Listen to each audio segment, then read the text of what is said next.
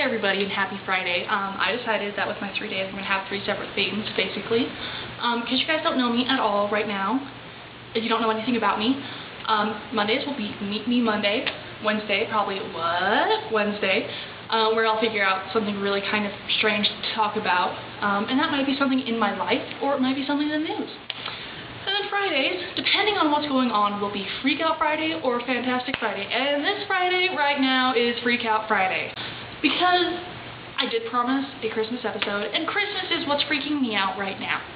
Because see all these lovely presents? My mom, my sister, and my brother.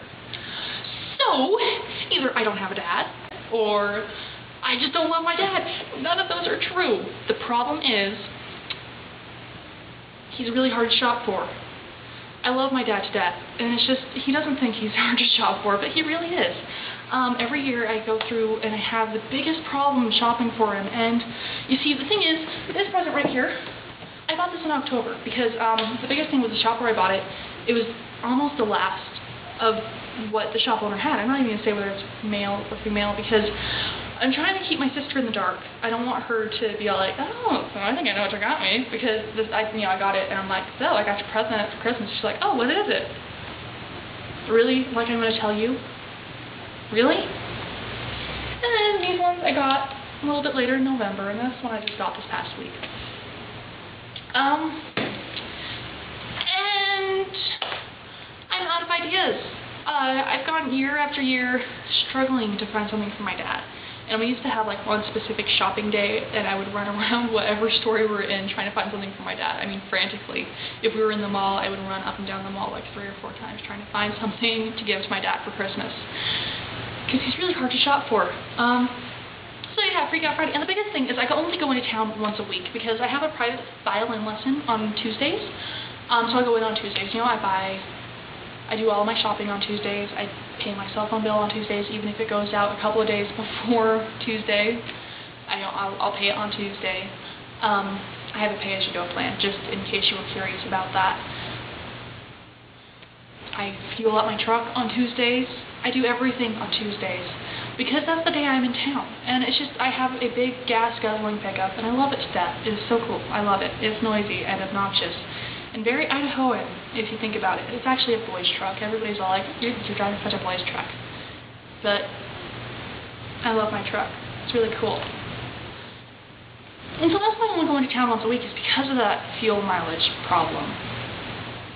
But then I looked at my calendar, and today is the 14th.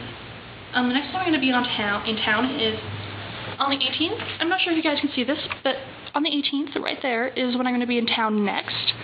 And then the next Tuesday, when I would normally be in town, is kind of Christmas. In all reality, I have one more shopping day to figure out what I'm going to get for my dad. So, kind of freaking out here just a little bit.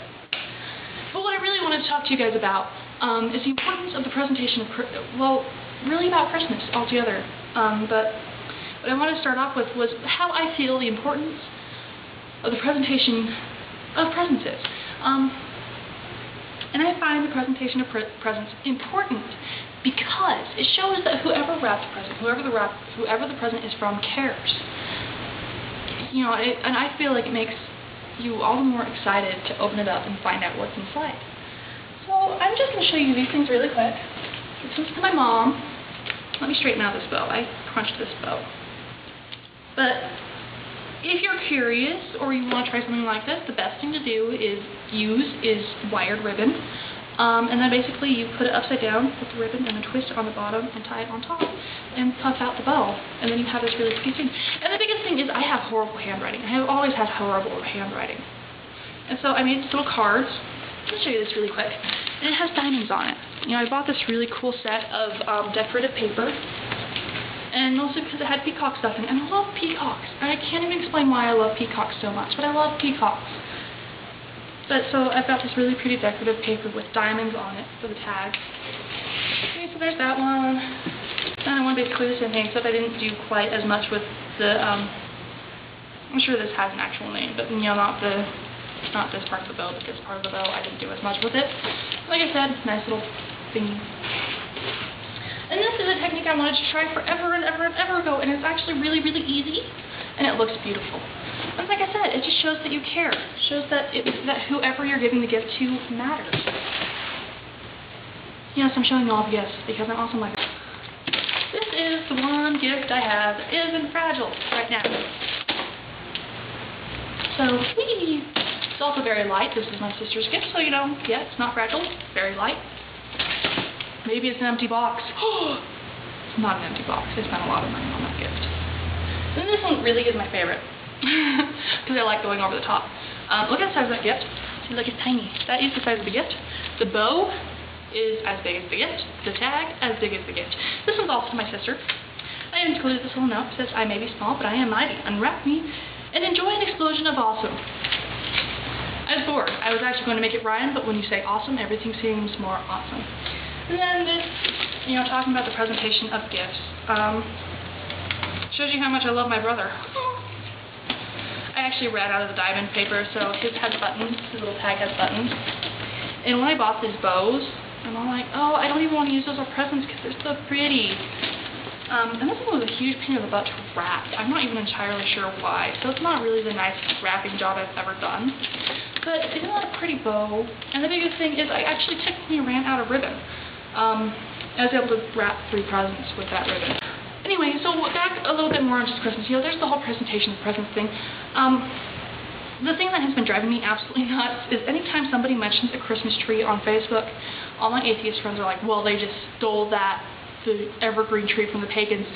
They did not. They used the evergreen tree to convert pagans, but they didn't steal the symbol. The pagan symbol actually was an oak tree in this area, I'm pretty sure it was Germany, where St. Nicholas was.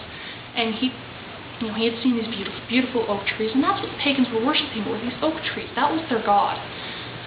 And he took them in the forest in the middle of winter and showed them their oak tree, and they're like, that is your god. Your god is dead. And, you know, it sounds a little harsh, but that's pretty much what he said. And then he pointed out the evergreen, and he's like, but this is what you have with the Lord Jesus Christ, is everlasting life, blah, blah, blah, blah, blah. So that's where that symbol came from. It was not stolen from the pagans. It was derived kind of sort of from a pagan symbol, I guess. But it wasn't stolen from the pagans. And that's why we use an evergreen, because the life of Jesus is everlasting and everything, and blah, blah, blah. He was born on Christmas. Actually, technically, he wasn't. But if I remember right, the reason Christmas is on December 25th is because of winter solstice, which was also used to kind of help convert pagans. You know, kind of take their traditions and merge them into ours so that the conversion would be easier. And you got to give the Christians of that time period a little bit of credit, because in that time there wasn't any science that you could use to say, oh yeah, your God doesn't exist. So in all reality, the people who were converting these pagans were sincerely concerned about the well-being of their souls. They didn't want them to burn in hell. They were trying to help them. And you know, I guess some people would be like, well, they only wanted them in the religion so they could tithe. And it's like, okay, I know of a few churches where that is pretty common, where they get people to convert just because they know that they will tithe and give money to the church. But you got to consider that most pagans at that time were dirt poor. They were concerned about their souls, not their money. So there's that. I guess the last thing I really want to point out is if I say Merry Christmas to you, I'm not going to say Happy Holidays, because yes, I am Catholic, and so I believe in Christmas. But if you want to, if you're atheist or you don't believe in that, and you want to say Happy Holidays to me, I'm totally cool with it. Just the thing is, if I say Merry Christmas to you, I want you to know that it's because I want you to have a good season. It's not because I'm trying to shove my religion down your throat. It is because I grew up saying Merry Christmas, not Happy Holidays. And if you say Joyous Kwanzaa or Happy Hanukkah or Happy Holidays to me, I'm going to take it the same way. Is that you are wishing me a happy season. No religion offense there at all, really. So I guess, you know, that's it for me today. Happy Freak Out Friday, and I'll see you again on Meet Me Monday. Hi there again, YouTube. I'm actually getting ready for work right now.